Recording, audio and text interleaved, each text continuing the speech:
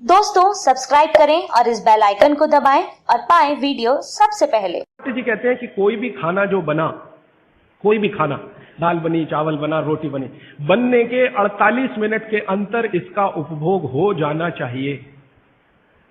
यह दूसरा नियम, दूसरा सूत्र है। कोई भी खाना बना, बनने के 48 मिनट के अंदर उसका उपभोग माने कंजम्पशन हो जाना चाहिए। रोटी बनी, बन गई, अब 48 मिनट के अंदर खा लीजिए। चावल बन गया, 48 मिनट में खा लीजिए। दाल बन गई, 48 मिनट में खा लीजिए। खीर बन गई, 48 मिनट में खा लीजिए। सिवई बन गई 48। ये 48 मिनट का चक्कर क्या? 48 मिनट, 40 मिनट भी नहीं, 50 मिनट भी नहीं, 48 मिनट। तो भागवत जी का जीवनी जब पढ़ा तब मुझे पता चला कि वो बहुत बड़े मैथमेटिशियन भी थे। आयुर्वेद के तो चिकित्सक थे ही, मैथमेटिक्स के बड़े पंडित थे। तो उन्होंने जितने कैलकुलेशन किए हैं वो सब इसी तरह के हैं, 42 मिनट। अब ये जो मिनट है ये मैंने जोड़ा है। भागवत जी ने लिखा है 48 पल। हमारे यहां जो होता है ना, पल होता है, क्षण होता है, प्रतिपल होता है। हमारे यहां जो समय की नापने की डिग्रियां हैं वो पल है, क्षण है, प्रतिपल है, वगैरह वगैरह। ये जो मिनट का चक्कर है ये तो यूरोप और अमेरिका से आया हुआ है। ये मिनट आपको समझता है, पल समझता नहीं, इसलिए मैंने इसमें जोड़ दिया है। हालांकि 1 मिनट 1 पल के बराबर नहीं है। 1 पल 1 मिनट से थोड़ा कम है। अगर भागवत जी के कैलकुलेशन में करूं तो 1 मिनट का 52वां हिस्सा 1 पल है। और भागवत जी कहते हैं कि लगभग भोजन बनने के 50 पल के अंदर आप उसको कंज्यूम कर लीजिए। तो मिनट मैंने कैलकुलेट किए तो वो 48-47 के आसपास आता है। ये कैलकुलेशन है। तो जो बना हुआ भोजन है वो आप 48 मिनट में कर लीजिए, तो आपके लिए सबसे ज्यादा पोषकता देने वाला है। जो इसके बाद आप भोजन करें तो धीरे धीरे उसकी पोषकता कम होने लगती है। अगर आपने 6 घंटे के बाद किया बनने के बाद तो पोषकता कम हो जाएगी, 10 घंटे के बाद और कम हो जाएगी, 12 घंटे के बाद बिल्कुल ना के बराबर, और 24 घंटे के बाद तो खत्म, बासी हो गया। बासी शब्द है ना, ये भागवत जी का है। 3500 साल पहले ये शब्द था, बासी हो गया जी। और वो कहते हैं ये बासी भोजन तो जानवरों के खिलाने के लिए भी नहीं है, आप कैसे खा रहे हैं?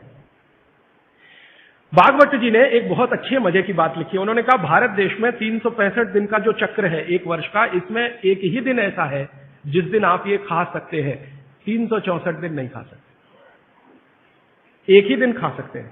और वो एक दिन का उन्होंने बहुत पक्का कैलकुलेशन किया है कि उस दिन शरीर के वात, पित्त और कफ की अवस्था क्या होती है, उसके अनुसार बासी भोजन चलता है। तो मैंने वो जब ध्यान दिया तो पता चला कि वो दिन हमारे देश में एक त्योहार आता है, उसको मेरी मां कहती है बासोड़ा, आप पता नहीं क्या कहते हैं। एक ही त्योहार है अपने देश में जिस दिन हम बासी खाना ही खाते हैं। और ये जो त्योहार है, इस जो दिन पड़ता है, ये कार्तिक, अगहन, पूस माह के हिसाब से इसका जो दिन पड़ता है, भागवत जी का दिन भी वही पड़ता है। तब मेरे समझ में आया कि इस देश के त्योहारों के पीछे वैज्ञानिकता है। त्योहार ऐसे ही नहीं तय हो गए, इस दिन होली होगी, इस दिन दिवाली होगी, इस दिन ये होगा, इस दिन, इनके पीछे कुछ कैलकुलेशन है।